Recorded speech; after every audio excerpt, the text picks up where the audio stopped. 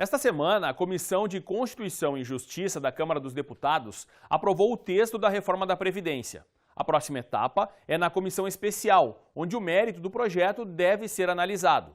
E para aproveitar o Dia do Trabalhador, comemorado na próxima quarta-feira, dia 1º de maio, nós fomos ouvir os representantes da classe sindical aqui no município. O que pensam e quais pontos deveriam ser levados em conta no debate sobre a Previdência no país. Veja na reportagem.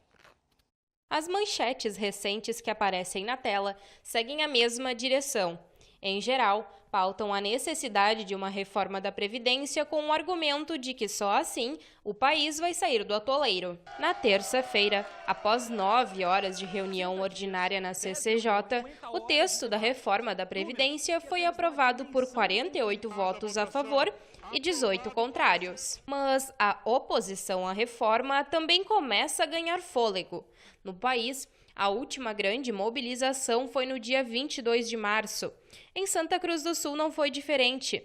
Várias frentes sindicais protestaram nas ruas centrais e na Praça Getúlio Vargas. No nosso entendimento, não é uma reforma, mas é a destruição do sistema previdenciário que nós temos hoje. Nós, professores, somos, na grande maioria, mulheres. O nosso sindicato, o CPR Sindicato, então é constituído majoritariamente por mulheres e nós sabemos que nós, mulheres, seremos as mais afetadas por essa reforma. Nós, professoras estaduais aqui do Rio Grande do Sul, que nos aposentávamos com 50 anos de idade e 25 anos de contribuição, trabalharemos 10 anos a mais. Os agricultores também se preocupam, pois para eles, a atual PEC da Previdência é tão ou mais agressiva que a proposta pelo governo anterior. Nós não estamos concordando pelo fato de que o governo não tenha sinalizado de nenhuma forma de que dentro dessa reforma da Previdência ele também traga alguma coisa no combate de privilégios. Nós temos estudos, né, que já foram para nós também colocados de que se a reforma ela passar do jeito como ela foi proposta hoje,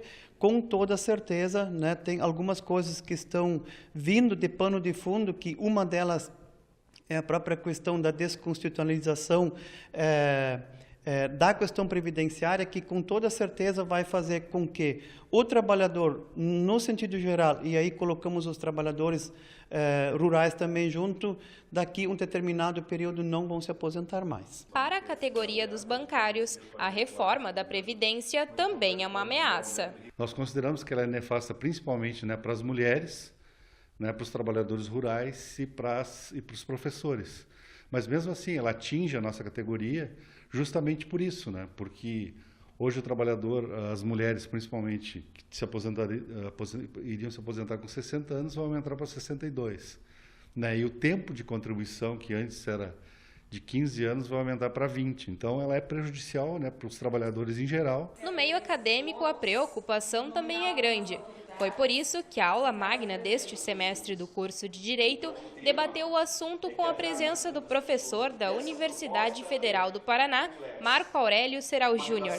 Atualmente, ele se dedica ao exame crítico das reformas trabalhista e previdenciária. Essa proposta de reforma, em muita medida, ela é inconstitucional. Há vários aspectos da reforma previdenciária que são inconstitucionais. E tanto isso como a área trabalhista, eu identifico que essas mudanças na legislação, as colocadas em prática ou que se pretende que se coloque em prática, elas são muito descoladas da realidade brasileira.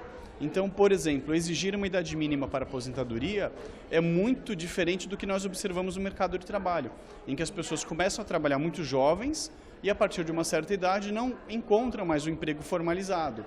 Portanto, exigir os 62 ou 65 anos de idade como tempo mínimo para a aposentação é algo que destoa da realidade. Esta professora do curso de Direito da Unisc, que ministra a disciplina de Direito Previdenciário, é contundente. Acho que é uma reforma que está meio goela abaixo, acho que é uma reforma que não está sendo discutida, acho que é uma coisa que a comunidade não está ciente de todos os pontos, ciente de todos os prejuízos que eles possam vir a ter.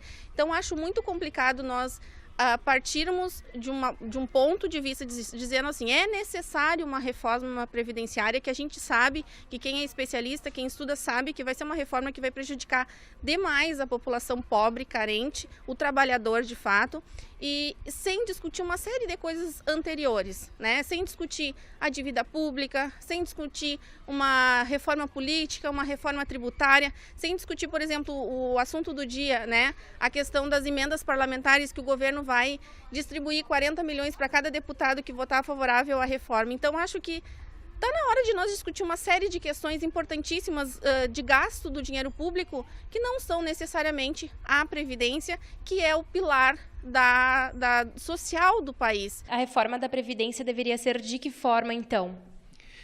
Olha, se a reforma da Previdência realmente viesse e para a gente como movimento sindical concordar, ela deveria de vir lá da ponta de cima, passando pela Presidência da República, Senado, Câmara, juízes, militares principalmente, né?